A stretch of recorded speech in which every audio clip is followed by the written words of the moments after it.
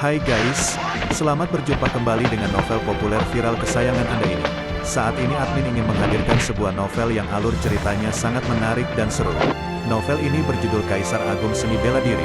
Sebelum mengikuti keseruan ceritanya, mohon bantuan kalian untuk subscribe, like, dan share video-video yang ada di channel ini. Selamat menikmati.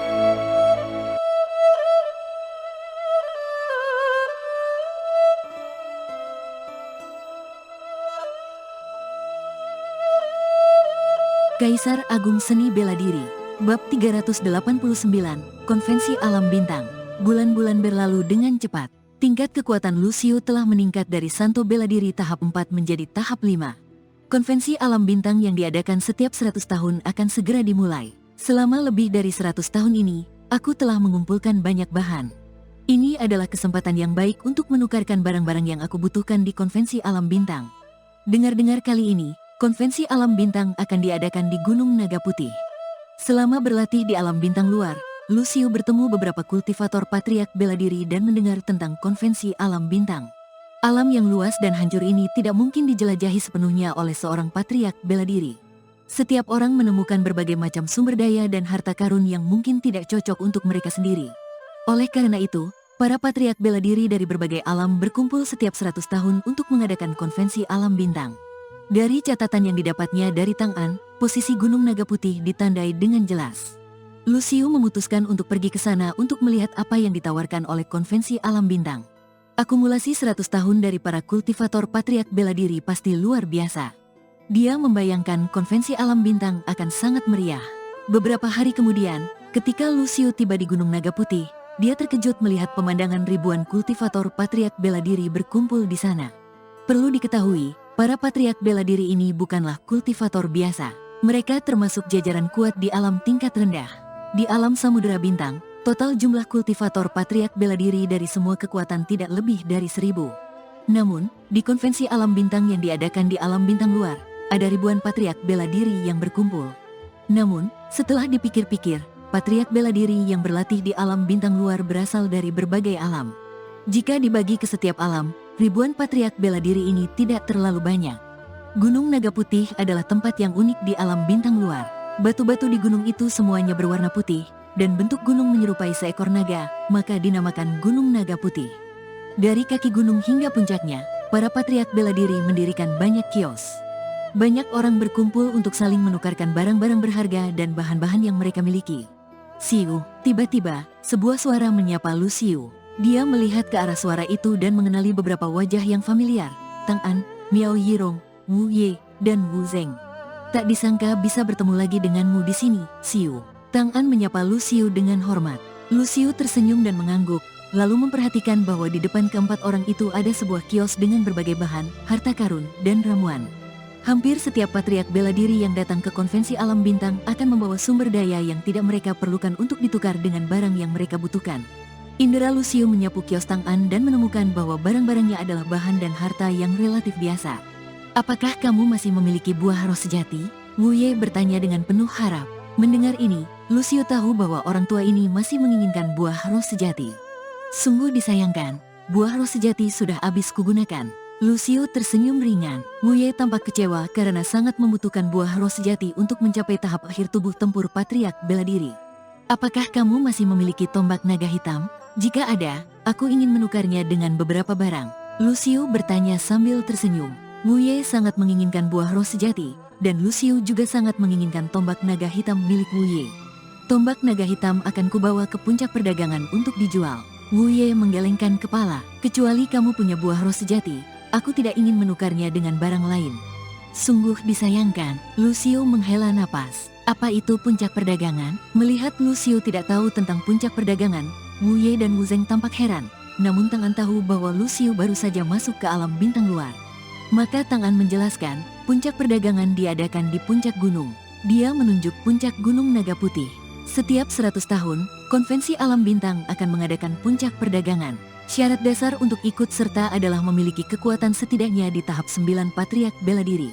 Begitu rupanya, Lucio mengangguk. Patriark bela diri tahap 9 sudah mencapai puncak patriark bela diri. Puncak perdagangan ini memang layak dengan namanya. Dengan kekuatan dan kekayaan para kultivator patriark bela diri tahap 9, barang-barang yang mereka bawa untuk diperdagangkan pasti luar biasa. Dengan kekuatanmu, kamu layak ikut serta dalam puncak perdagangan. Aku sendiri tidak bisa. Tang An tersenyum memuji. Langsung ke puncak saja? Lucio bertanya. Sebenarnya dia tahu kekuatannya belum mencapai tahap 9 patriark bela diri.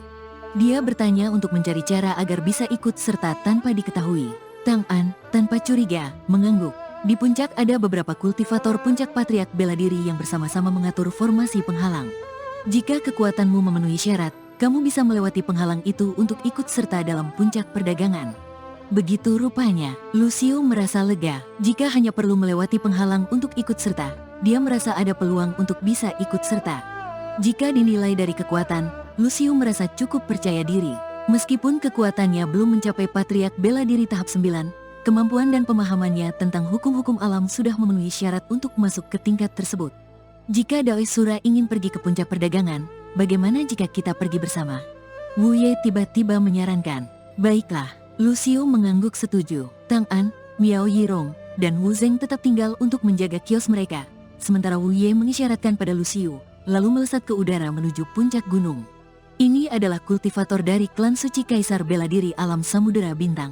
Melihat seseorang terbang menuju puncak, para patriark bela diri yang berkumpul di Gunung Naga Putih tidak bisa menyembunyikan rasa iri mereka. Mereka tahu hanya kultivator patriark bela diri tahap 9 yang berhak ikut serta dalam puncak perdagangan, suatu simbol dari status dan kekuatan. Saat mendekati puncak, Lucio melihat bahwa puncak gunung adalah sebuah area datar yang luas dengan sekitar 30 orang duduk bersila. Ia juga melihat bahwa seluruh puncak gunung dilindungi oleh formasi penghalang. Wu Ye melangkah maju, dan ketika tubuhnya melewati penghalang, gelombang beriak yang terlihat oleh mata telanjang muncul. Namun penghalang itu tidak menghalangi Wu Ye sedikit pun. Dia dengan mudah mencapai puncak. Setelah Wu Ye masuk, Lucio melihat bahwa semua orang di puncak memberi hormat padanya, mengakui bahwa dia layak ikut serta dalam puncak perdagangan. Menarik, Lucio tersenyum tipis, memperhatikan bahwa semua orang di puncak melihat ke arahnya. Dia melangkah di udara, mendekati formasi penghalang. Saat tubuhnya menyentuh penghalang, sebuah tekanan besar menyelimuti seluruh tubuhnya.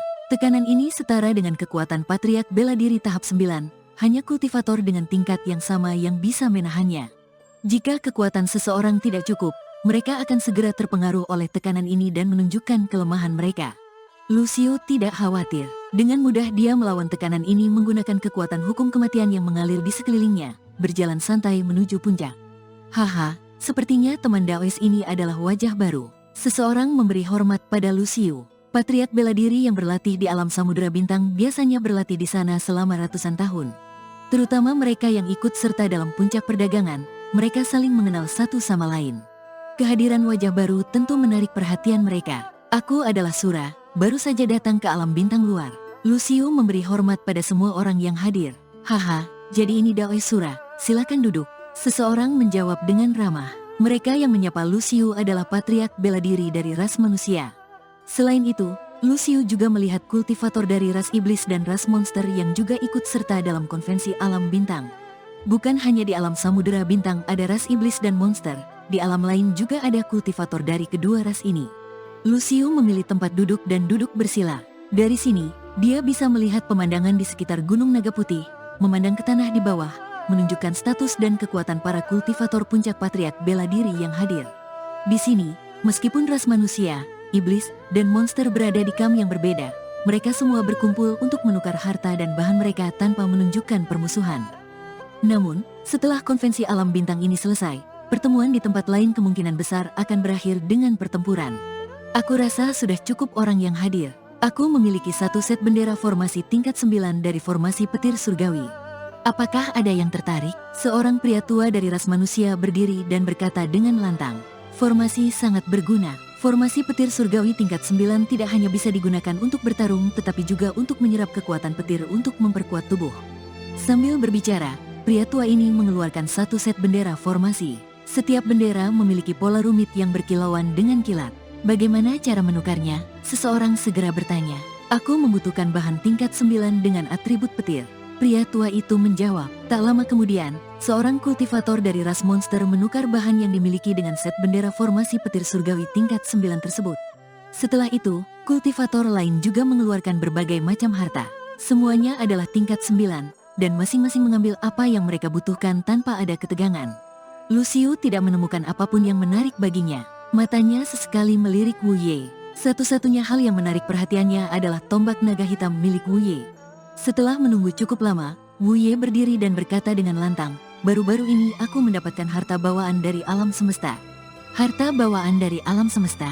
Para kultivator patriark bela diri tahap 9 yang hadir terkejut. Jika sebuah harta memiliki kata bawaan di depannya, itu adalah harta yang sangat luar biasa.